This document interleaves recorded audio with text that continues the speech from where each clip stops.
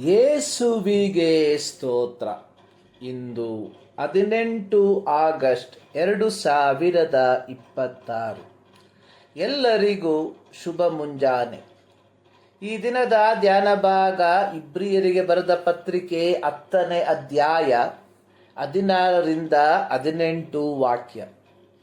ಪವಿತ್ರಾತ್ಮನು ಸಹ ನಮಗೆ ಸಾಕ್ಷಿ ಕೊಡುವವನಾಗಿ, ಆ ದಿನಗಳು ಬಂದ ಮೇಲೆ ನಾನು ಅವರ ಸಂಗಡ ಮಾಡಿಕೊಳ್ಳುವ ಒಡಂಬಡಿಕೆಯು ಹೀಗಿರುವುದು: ನನ್ನ ಆಜ್ಞೆಗಳನ್ನು ಅವರ ಹೃದಯದಲ್ಲಿ ಇಡುವೆನು, ಅವರ ಮನಸ್ಸಿನ ಮೇಲೆ ಅವುಗಳನ್ನು ಬರೆಯುವೆನು ಎಂದು ಕರ್ತನು ನುಡಿಯುತ್ತಾನೆ.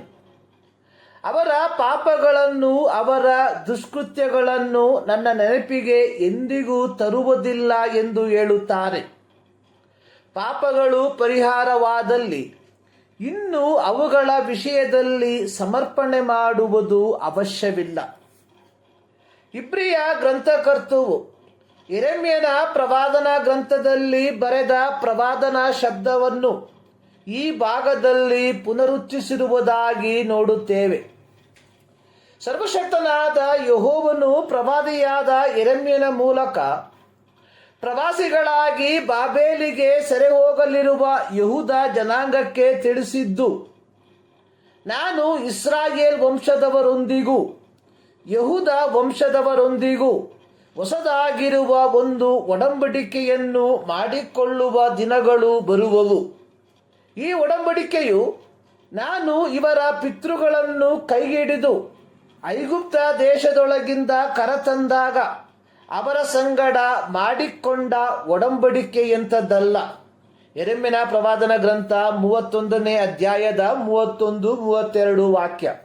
ಐಗುಪ್ತದಿಂದ ಹೊರಟು ಬಂದ ಇಸ್ರಾಯೇಲಿಯರು ಸೀನಾಯಿ ಪರ್ವತ ಪ್ರದೇಶವನ್ನು ತಲುಪಿದಾಗ ಯೆಹೋವನು ಮೋಶೆಯನ್ನು ಬೆಟ್ಟವನ್ನೇರಿ ಬರಲು ಹೇಳಿ ಅವನ ಕೈಯಲ್ಲಿ ತಾನೇ ಕಲ್ಲಿನಲ್ಲಿ ಕೆತ್ತಿದ್ದ ದಶಾಜ್ಞೆಯನ್ನು ಕೊಟ್ಟನು. ವಿಮೋಚನ ಕಾಂಡ 32:16.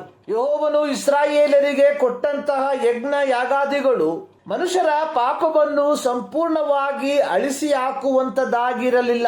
ಅದು ಕೇವಲ ಪಾಪಗಳನ್ನು ಮುಚ್ಚಿ ಹಾಕುವಂತದ್ದಾಗಿತ್ತು.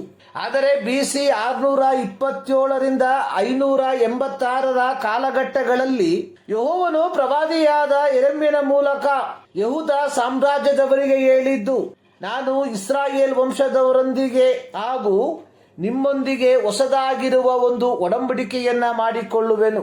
ಆ ಒಡಂಬಡಿಕೆ ಎನ್ನುವಂಥದ್ದು ಯೇಸು ಕ್ರಿಸ್ತನ ಶಿಲುಬೆಯ ಮರಣ. ಹಳೆಯ ಒಡಂಬಡಿಕೆಯ ಓತ ಹೋರಿಗಳ ರಕ್ತವು ಪಾಪಗಳನ್ನು ಕೇವಲ ಮುಚ್ಚುವಂತದ್ದಾಗಿದ್ದರೆ, ಹೊಸ ಒಡಂಬಡಿಕೆಯ ಯೇಸು ಕ್ರಿಸ್ತನ ರಕ್ತ ಪಾಪವನ್ನು ಸಂಪೂರ್ಣವಾಗಿ ತೊಳೆದು ಬಿಡುವಂತದ್ದಾಗಿತ್ತು. ಯೇಸು ಕ್ರಿಸ್ತನು ತನ್ನ ಸ್ವಂತ ರಕ್ತವನ್ನು ಚೆಲ್ಲಿ ನಮ್ಮ ಪಾಪಗಳನ್ನು ಸಂಪೂರ್ಣವಾಗಿ ತೊಳೆದು ಬಿಟ್ಟಿರಲಾಗಿ ಇನ್ನು ಮುಂದೆ ಯಾವ ಯಜ್ಞಗಳ ಅವಶ್ಯಕತೆ ಇಲ್ಲ. ಪ್ರೀತಿಯ ಕ್ರೈಸ್ತರೇ, ನಾನು ನೀವುಗಳು ಕ್ರೈಸ್ತರಾಗಿ ಮಾಡಬೇಕಾದದ್ದು ಪರಿಶುದ್ಧರಾಗಿ ಬಾಳುವಂಥದ್ದು ಮಾತ್ರ. ಕರ್ತನು ಬಯಸುವಂಥದ್ದು ಯಾರೂ ನಾಶವಾಗದೆ ಎಲ್ಲರೂ ತನ್ನ ಕಡೆಗೆ ತಿರುಗಿಕೊಳ್ಳಬೇಕು ಎಂಬುದಾಗಿ. ಇದಕ್ಕಿರುವ ಏಕೈಕ ಮಾರ್ಗ ಕ್ರೈಸ್ತರೆಂದು ಕರೆಸಿಕೊಳ್ಳುವ ನಾವುಗಳು ಕ್ರಿಸ್ತನ ಬೋಧನೆಗೆ ಅನುಗುಣವಾಗಿ ಬಾಳ್ವೆ ಮಾಡುವುದಾದರೆ ನಮ್ಮ ದೈನಂದಿನ ನಡತೆ ನಾಶನದ ಮಾರ್ಗದಲ್ಲಿರುವವರಿಗೆ ಕ್ರಿಸ್ತನೆಡೆಗೆ ನಡೆಯುವುದಕ್ಕೆ ಆಸ್ಪದವಾಗುತ್ತದೆ. ಇಂದು ಜೀವಿತವಿಲ್ಲದೆ ಕೇವಲ ಬಾಯಿಯ ಮೂಲಕ ಸುವಾರ್ತೆಯನ್ನು ಸಾರುವವರು ಅಧಿಕವಾಗಿದ್ದಾರೆ.